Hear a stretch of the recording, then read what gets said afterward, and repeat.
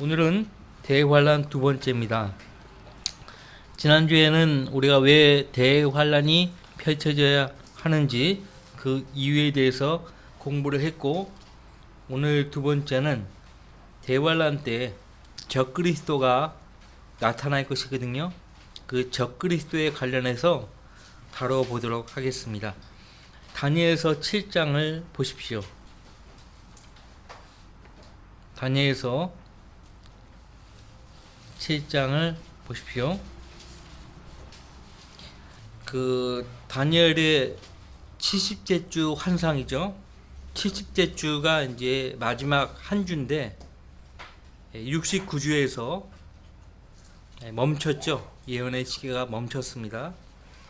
그 멈춘 예언의 시계가 언제 움직인다고 했죠? 교회의 휴거로 움직이기 시작합니다. 그리고 나머지 한 주가 이제 본격적으로 이 땅 위에서 펼쳐지는데, 그 한 주의 하루가 1년입니다. 총 대환란 기간이 7년인데 그 7년 동안 이 적그리스도가 통치를 하게 될 것이에요. 어디에서? 예루살렘에서. 얼마나 웃깁니까? 그래서 다니엘서 9장 27절 말씀을 제가 다시 한번 인용해 드리면, 그가, 적그리스도가 많은 사람들과 더불어 한 주 동안 언약을 확정하고 그 주의 중간에 그가 희생제와 예물을 금지시킬 것이요, 그가 가증함을 확산시킴으로 황폐케 하리니 진멸할 때까지 할 것이며 정해진 것이 황폐케 한 자에게 쏟아지리라. 전 3년 반 동안은 유대인과 맺은 그 언약을 지키려고 하지만은 결국 그 중간에, 그 주 중간에 그 약속을 파기할 것이에요. 파기할 것입니다. 그리고 성경에서 대환란하면 그 후 3년 반을 가리킨다고 봐야 합니다. 후 3년 반, 그 후 3년 반 때 이 적그리스도가 자기 정체를 드러내고 유대인들을 아주 끔찍하게 다룰 것입니다. 끔찍하게 다룰 것이고요. 다니엘서 7장 1절 말씀부터 제가 읽어드리면, 느부갓네살 왕이 이제 폐위되고 벨사사 왕이 그 뒤를 잇죠. 벨사사 왕 원년에 다니엘이 자기 침상에서 한 꿈을 꾸고 머릿속에 환상들을 바꿔서 그가 그 꿈을 기록하고 그 이들의 실상을 말하니라. 다니엘이 고하여 말하였더라. 단순한 꿈이 아니었어요. 내가 밤에 환상을 보았는데 보라, 하늘에 네 바람이 큰 바다로 불어닥치더니 큰 짐승들 넷이 그 바다에서 올라오는데 서로 다르더라. 큰 짐승들 넷이라고 했어요. 첫째는 사자 같고 독수리의 날개가 있는데, 사자 같고 독수리의 날개가 있다고요? 내가 보니 그 날개가 뽑혔고 또 땅에서 들려서 사람처럼 발로 서 있게 되었으며 또 사람의 마음을 받았더라. 이 판타지를 얘기하는 것이 아니에요. 누가 봐도 환타지. 그죠? 다니엘이 꾼 환상입니다. 사자 같고 독수리의 날개를 가진 첫째 짐승을 4절에서 말했고, 두 번째 짐승입니다. 5절, 또 다른 짐승을 보니 둘째는 곰과 같고 그것이 몸 한쪽 편을 들어 올렸는데 그 입의 이 사이에 갈비뼈 3대가 물려 있으며 그들이 그 짐승에게 이렇게 말하기를 일어나서 많은 고기를 먹으라 하더라. 자, 첫째 짐승은 사자 같고 독수리의 날개가 있다라고 했고, 두 번째는 곰과 같다고 했어요. 그 다음에 세 번째 짐승입니다. 6절, 2일 후에 내가 보았더니 보라, 또 하나는 표범과 같은데 그 등에는 새의 날개 넷이 있고 그 짐승은 머리도 4개가 있으며 권세를 받았더라. 사자 같고 독수리의 날개를 가진 첫째 짐승은 역사적으로 보면 페르시아입니다. 페르시아. 페르시아와 연관된 그림들을 보면 몸은 사자인데 독수리의 날개를 갖고 있는 그 짐승을 볼 수 있어요. 이게 우연입니까? 페르시아와 관련된 그런 문양이나 이런 거 보면은 전부 그래요. 우연이 아니에요. 예언된 대로 된 것이에요. 페르시아. 곰과 같다고 했죠. 두 번째 짐승은 곰과 같다고 했어요. 그리스 제국과 연관이 있습니다. 그 다음에 세 번째 표범과 같다. 로마예요. 로마. 그런데 팍스 로마나라고 하고, 특히 아메리칸 시저로 불렸던 더글라스 메가드 장군, 대통령도 할 수 있는 사람이었는데 시기를 한 거예요. 사람들이. 예. 특히 그 트루만 대통령이 시기를 했죠. 대통령 할 수 있는 사람인데 시기를, 심지어는 아메리칸 시저라는 말을 했단 말이에요. 사람들이. 그러면서 팍스 아메리카나 이런 말도 들리기 시작했어요. 팍스 로마나, 팍스 아메리카나. 로마 제국이나 지금 미국은 뭐예요? 다민족 국가예요. 그러니까 표범이죠. 표범. 표범은 셈, 함, 야펫을 한 왕국으로 통합된 짐승이에요. 통합된 짐승입니다. 셈은 아시아를 대표하죠. 함은 아프리카 대륙을 대표하고요. 야펫은 유럽 대륙을 대표합니다. 아메리카, 미국도 유럽에서 이렇게 건너간 사람들 아닙니까? 남미도 그렇고. 그래서 로마 제국은 영국에서 이집트까지 어떻게 했습니까? 정복을 했죠.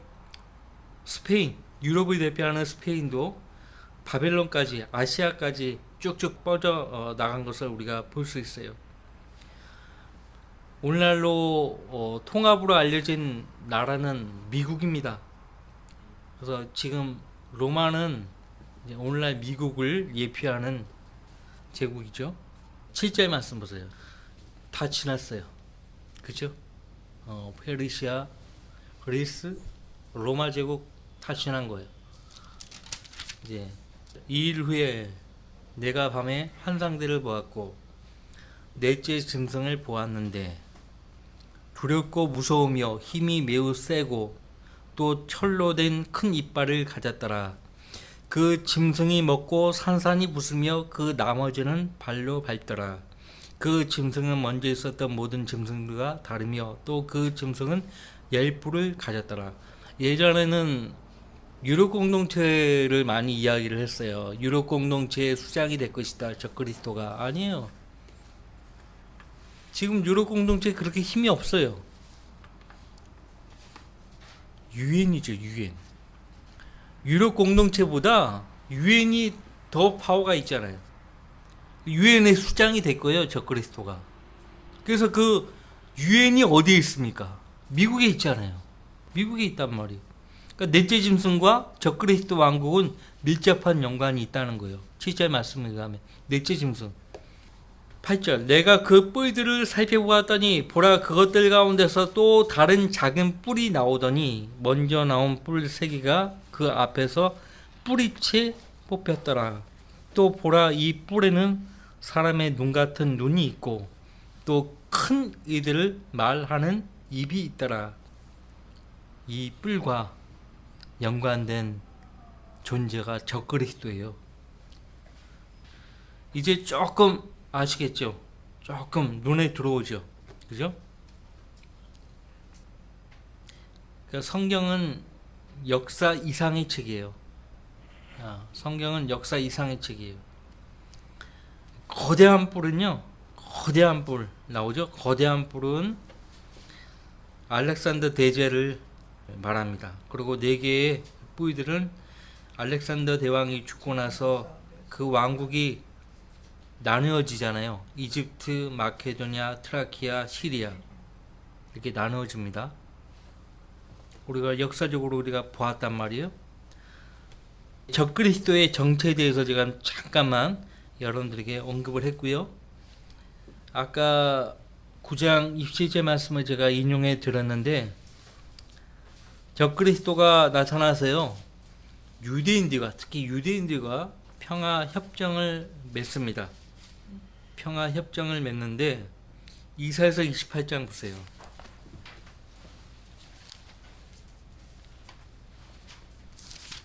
이사야서 28장 선지자 이사야는 그 적그리스도와 맺을 언약이 사망과 더불어 지옥과 맺은 언약이라고 합의라고 말합니다. 18절 사망과 더불어 맺은 너희의 언약이 무효화되며 지옥과 한 너희의 합의가 서지 못하리니 넘치는 재앙이 지나가면 너희가 그것에 짓밟힘을 당하리라.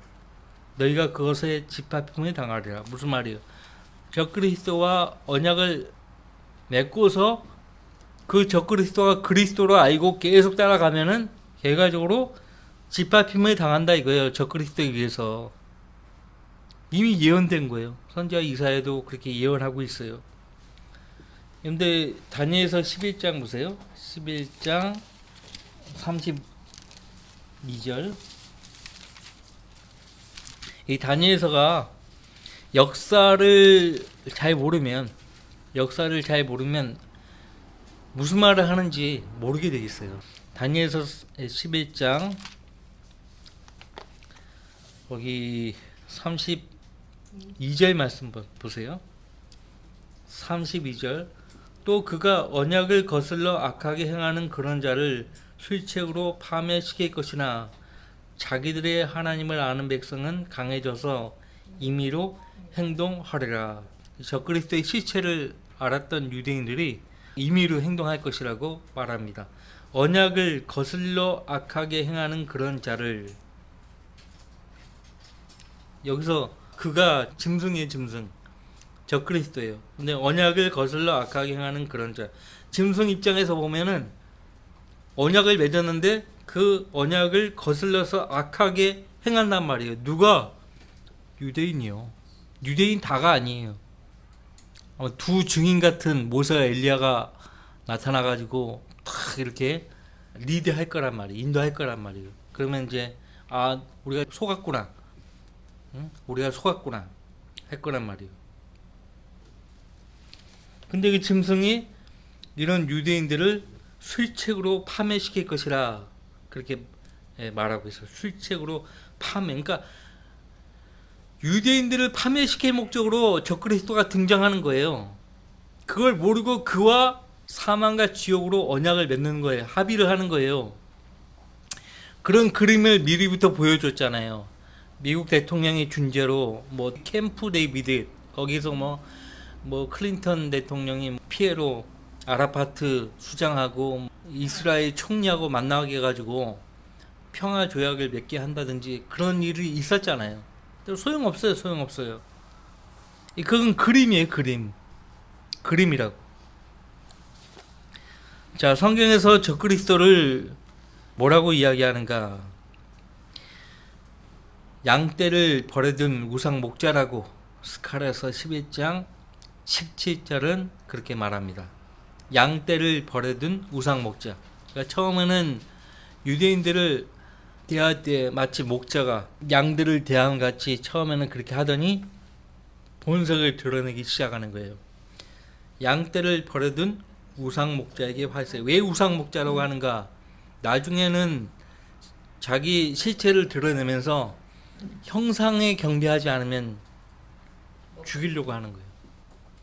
그래서 우상 목자라고 하는 거예요. 우상 목자. 대놓고 우상 목자. 예수님은 이러한 상황 속에서 우상 목자 적그리스도를 쳐부수고 그분의 왕국을 가져오실 것이죠. 스가랴서 13장 7절 말씀에 목자를 치라 그리하면 양들이 흩어질 것이라는 말이 나오죠. 목자를 치라 그리하면 양들이 흩어질 것이라. 예수님은 자신을 참된 목자로 그 백성에게 그렇게 제시를 했지만 그 유대 백성들은 예수님을 거절했고 대신 거짓 목자를 받아들일 것인데 그것은 예수님이 오셔서 말씀하신 것이에요.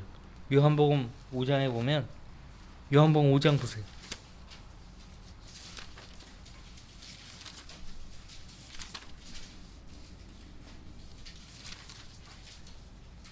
잘 아시는 말씀이지 뭐. 요한복음 5장 43절 말씀에 내가 내 아버지의 이름으로 왔으나 저 그리스도는요 아버지의 이름으로 온 존재가 아니에요. 예수님은 하나님 아버지의 이름으로 오셨어요. 너희가 나를 영접하지 아니한도다. 만일 다른 자가 자기 이름으로 오면 너희는 그를 영접하리라. 예수님도 예언하신 거예요. 여기서 다른 자는 누구예요? 저 그리스도의 짐승이에요. 자기 이름으로 오면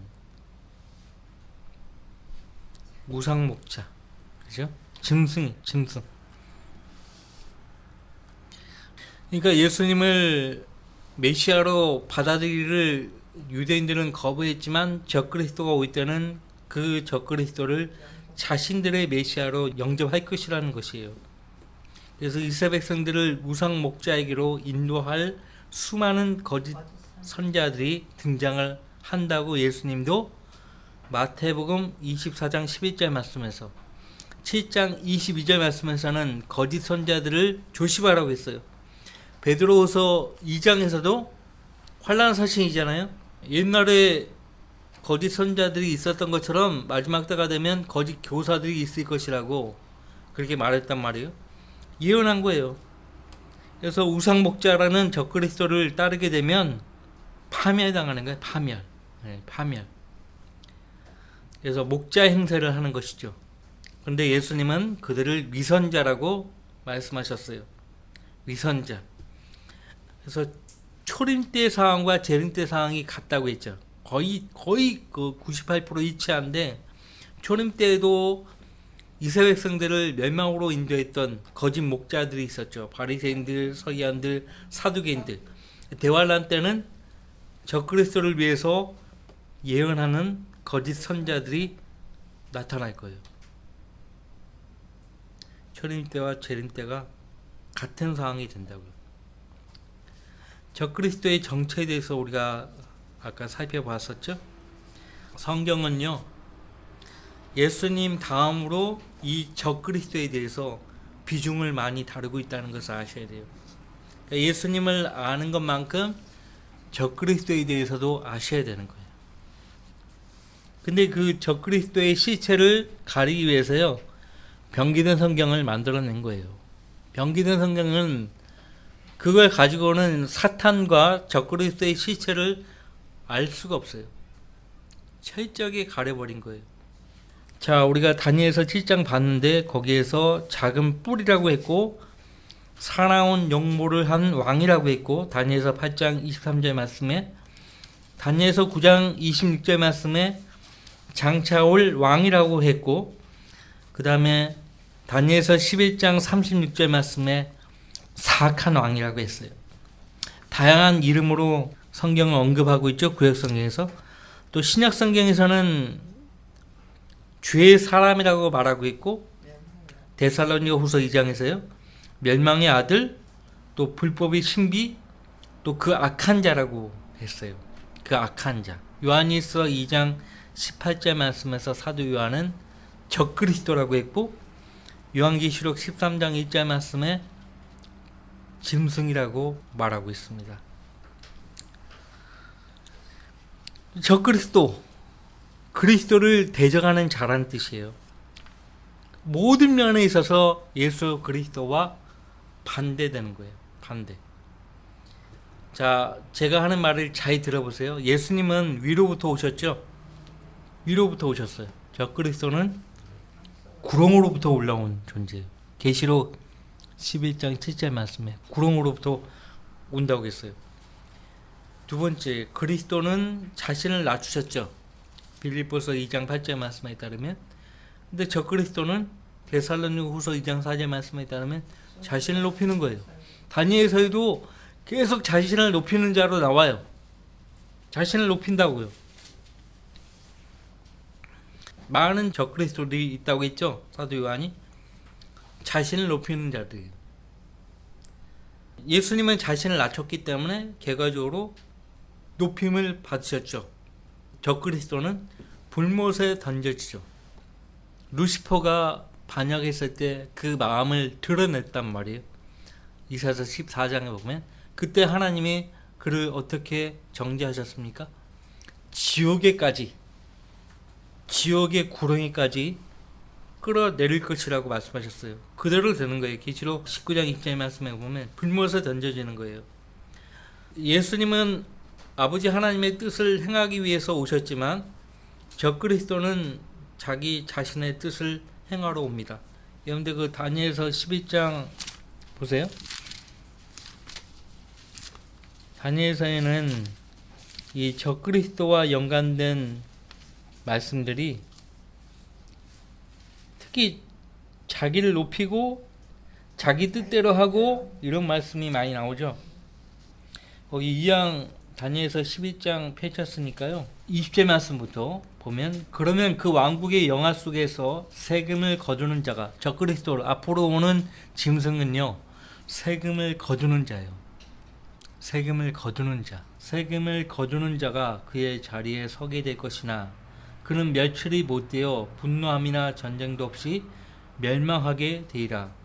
또 그의 자리에 한 비열한 사람이 서리니 사람들은 그에게 왕국의 명예를 주지 아니할 것이나 그는 평화롭게 와서 술책으로 그 왕국을 얻을 것이며 평화롭게 온다고 했죠.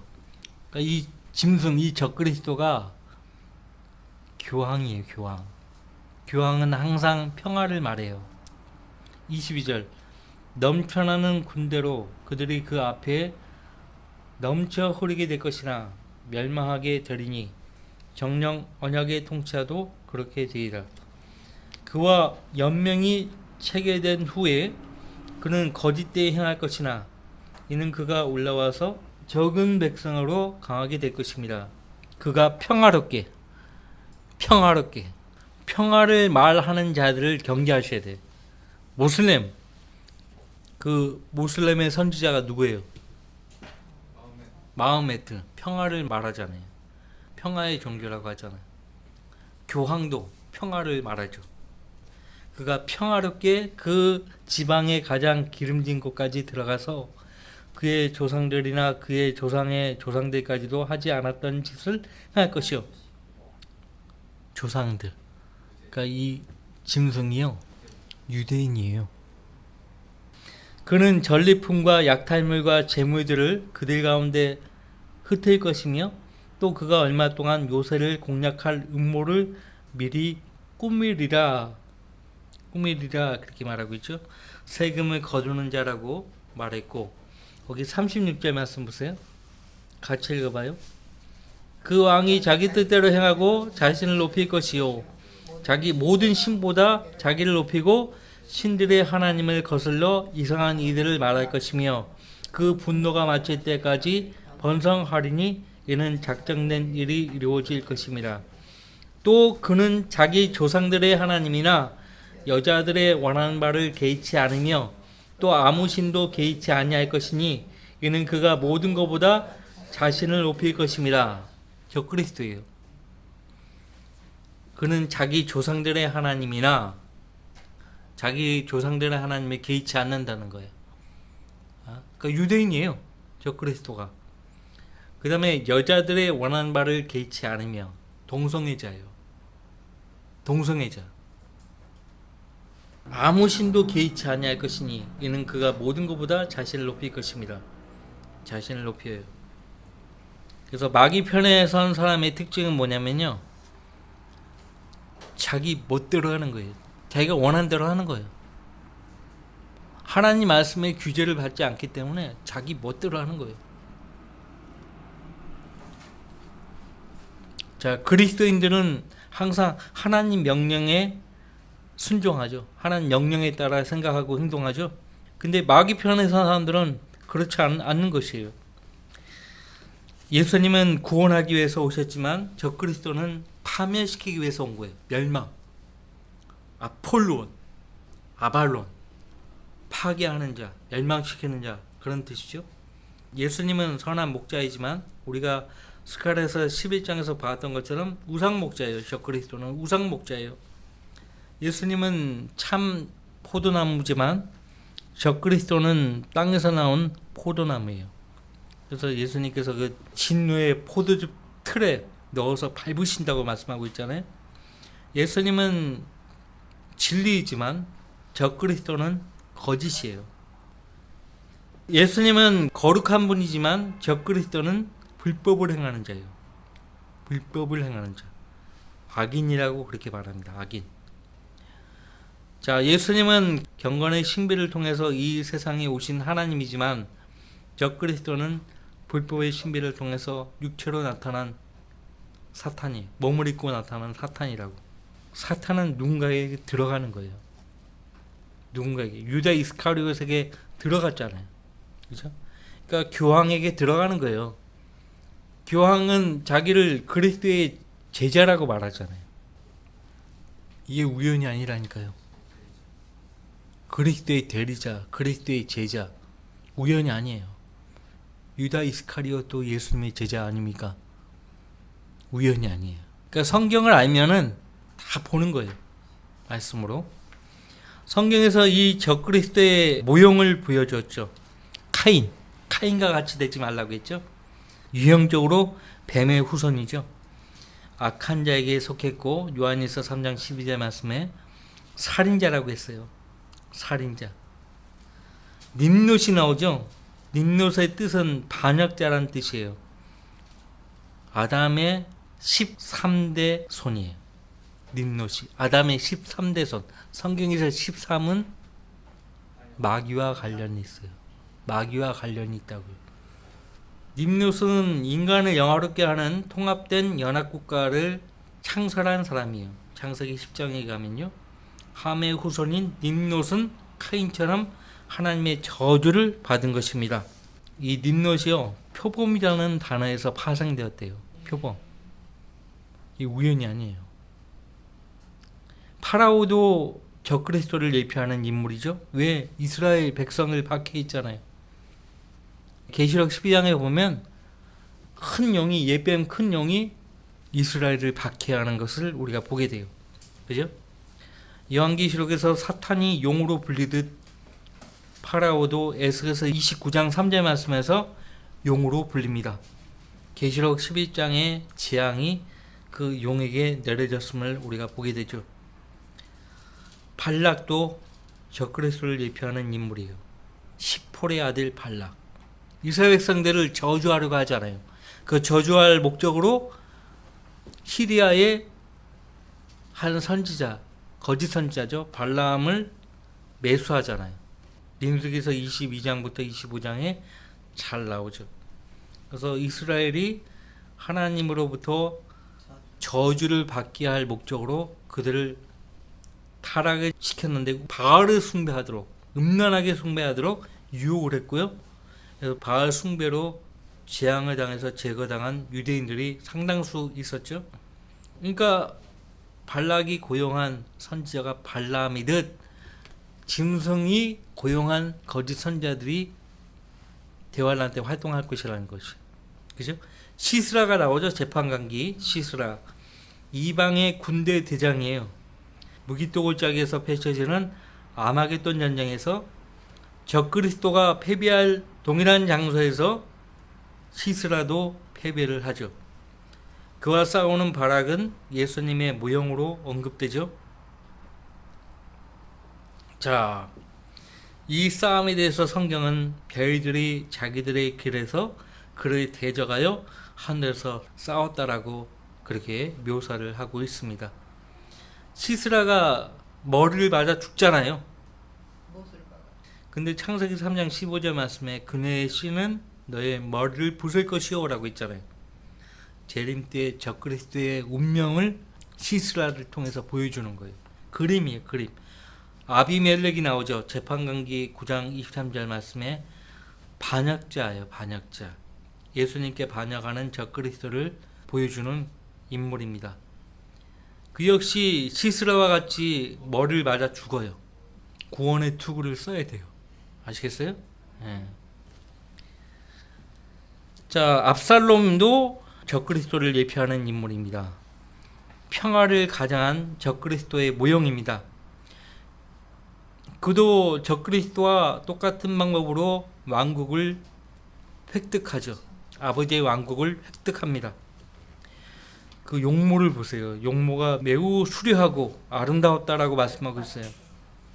살아있는 동안 자신을 위해서 기념비를 세웠죠. 자, 사울도 역시 적그리스도를 예표합니다. 악령 들렸고 하나님께 반역했고 제사장 직분을 취했죠. 우상숭배자였어요. 다윗을 미워했죠. 예수님을 가장 잘 닮은 키 큰 사람은 다 그러면 적그리스도와 연관이 있느냐, 그렇게 보면 안 되고, 골리앗도 마찬가지죠. 골리앗도 키가 컸어요. 머리에 상처를 입고 죽었죠. 다윗이 그 이마에다가 돌을 박아버렸죠. 시스라, 아비멜렉 마찬가지로 필리스타인 골리앗은 님롯, 발락, 파라와 같이 함족 출신이에요. 함족 출신. 이 골리앗의 키가 6큐빗이에요. 6조각으로 이루어진 갑옷을 입었고 그의 창날이요 600세겔이었어요. 666과 연관이 있죠. 우연이 아니에요. 우연이 아니라고. 성경에서 숫자가 나와도요, 그것을 그냥 넘기지 마세요. 넘기지 마세요. 연관이 있는 거예요. 근데 지금 우리가 살아가는 이 세상에 수는 우리에게 별로 큰 의미가 없어요. 내가 지금 집으로 가는 시내버스 번호가 666인데 아무 상관이 없어요. 전혀 관계 없어요. 우리 삶에. 수뿐만 아니에요. 바울 사도가 로마서 8장에서 말했잖아요. 그리스도의 사랑에서 우리를 떼어놓을 것이 없어요. 하늘에 있는 것이나 땅에 있는 것이나 땅 아래에 있는 것이나 땅 위에 있는 것이나 그 어떤 것도 우리를 그리스도의 사랑에서 떼어놓을 수 없기 때문에 뭐 수가 뭐 대수 아니에요. 이것을 성경을 알면서도 굳이 그 뭐 666 그 수를 써도 괜찮다, 그럴 필요 없잖아요. 그죠? 그럴 필요는 없어요. 피하는 것이 좋죠. 근데 안 피하더라도 부득이하게 그 수와 가까이 한다 하더라도 그 수가 13이나 6이나 이런 것들이 여러분에게 뭐 어떻게 할 수 없어요. 아합도, 여로보암도, 나바이도, 사네립 나오죠. 사네립, 느부갓네살, 하만, 솔로몬, 헤롯, 유다, 전부 적그리스도를 예표하는 인물이죠. 솔로몬은 하나님을 마음에서 버렸죠. 666이라고 역대기야 9장 13절에서 말하고 있어요. 그의 수가 보좌 좌우편에 6계단에 6사자가 있어요. 왜 하필이면 6계단을 만들고 6사자를 세우냐고요. 그 다음에 이제 적그리스도가 그러면 어떻게 될 것인가? 적그리스도가 멸망하는 것은 분명히 성경에 예언되어 있어요. 여러분들 그 이사야서 11장 보세요. 이사야서 11장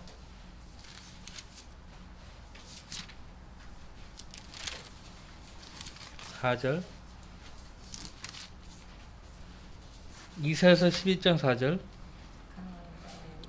가난한 자를 의로 판단하며 세상의 온유한 자를 위해서는 정직으로 책망하리라. 또 그는 그의 입의 막대기로 세상을 치고 자기 입술의 호흡으로 악한 자를 죽일 것이라. 여기서 악한 자는 누구예요? 적그리스도예요. 계시록 19장에 보면 예수님이 그 악한 자를 죽이는 것을, 짐승을 죽이는 것을 우리가 보게 되죠. 짐승을 사로잡아요. 결국 그 짐승은 거짓 선지자와 함께 불못에 던져집니다. 요한계시록 19장 20절 말씀 보세요.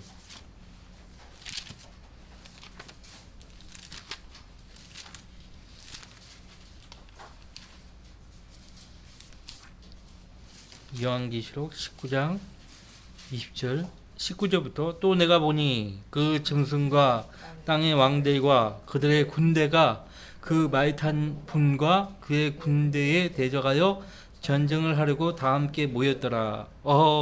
내 아들이 평화 유지원으로 간다고 하는데 말겨야 됩니까? 지금은 괜찮아요. 지금은 괜찮으니까 상관없어요. 그의 군대가 있다고 했어요. 유엔의 평화 유지군이 있죠. 우리나라 군대들 평화 유지군으로 파병하는 경우가 있는데 지금은 괜찮아요. 지금은 상관이 없어요. 이제 우리가 들림 받고 나서 이 땅에 남겨지면은 이제 큰일 나는 거죠. 20절. 그러나 그 짐승이 잡히고 그 짐승 앞에서 기적들을 행하던 거짓 선자도 그와 함께 잡혔으니 그는 짐승과 더불어 그 짐승의 표를 받은 자들과 그의 형상에 경배한 자들을 속이던 자라. 이 둘이 유황으로 불타오르는 불못에 산채로 던지더라. 그리고 그 남은 자들은 마을 위에 앉으신 분의 칼, 즉 그의 입에서 나오는 칼로 살해되니 모든 새들이 그들의 살로 배를 채우더라. 적그리스도 편에 선 사람들은요, 예수님 입에서 나오는 그 칼로 다 떼죽음을 당하는 거예요. 떼죽음을 당하는 거예요. 아마겟돈 전장은 일방적인 승리로 끝날 것이에요. 근데 이제 천년이 끝나면 풀려나요. 풀려나는데 그것도 하나님의 계획이에요. 풀려나자마자 하는 짓이 또 똑같은 짓이야. 곡과 마곡을 미혹시켜가지고, 왜? 거듭나지 않은 채 천년왕국으로 유입되는 이방 민족들이 있을 거 아니에요.